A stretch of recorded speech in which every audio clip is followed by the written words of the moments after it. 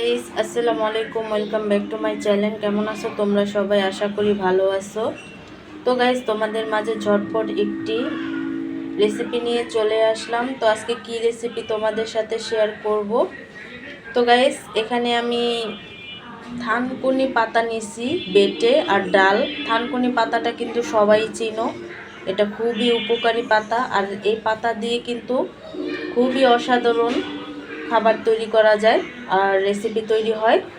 তো এখানে আমি থানকুনি পাতা আর ডাল বেটে নিছি, মুসুরির ডাল। তো এই থানকুনি পাতা দিয়ে আমি খুব টেস্টি একটা বড়া বা পেঁয়াজু তৈরি করব। তার জন্য দিয়ে দিচ্ছি পেঁয়াজ কুচি, দিয়ে দিচ্ছি কাঁচামরিচ কুচি, ধনিয়া পাতা কুচি। তো এই থানকুনি পাতাটা দিয়ে কিন্তু খুবই টেস্টি একটা বড়া তৈরি হয়। দিয়ে দিচ্ছি টেস্ট মতো লবণ,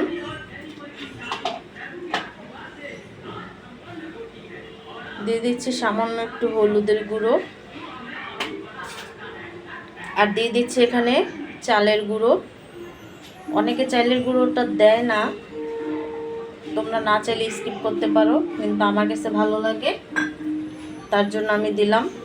তো সব কিছুর উপকরণ একসাথে খুব ভালোভাবে চটকিয়ে মেখে নেব। গাইস বড়াগুলো ভাজার জন্য আমি এখানে তেল বসিয়ে দিচ্ছি। একে একে বড়াগুলো আমি দিয়ে দিব।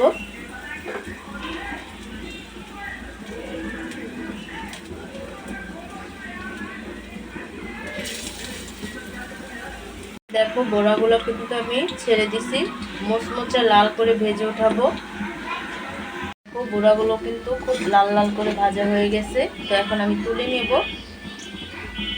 তো গাইস তৈরি হয়ে গেল মোচমোচা টেস্টি অসাধারণ মুখে লেগে থাকার মতো বড়া, থানকুনি পাতার বড়া।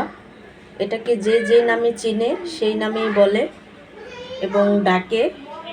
কেউ ডাকে থানকুনি পাতা, কেউ বলে টাকা পাতা, মানে এক এক নামে এক এক দেওয়া এই পাতার নামটা। তো গাইস এই বড়াটা কিন্তু খেতে অসাধারণ, আর এই পাতার বড়া কিন্তু অনেক উপকারিতা, এটা সবাই জানে আর সবাই চিনে। তো গাইস আজকের এই থানকুনি পাতার রেসিপিটা কেমন লাগছে, বড়াটা কেমন লাগছে অবশ্যই কমেন্টে জানাবে। তো অন্য কোনো রেসিপি নিয়ে তোমাদের মাঝে আবার চলে আসবো। আজকে এই পর্যন্তই। সবাই সুস্থ থাকবে, ভালো থাকবে। আল্লাহ হাফেজ।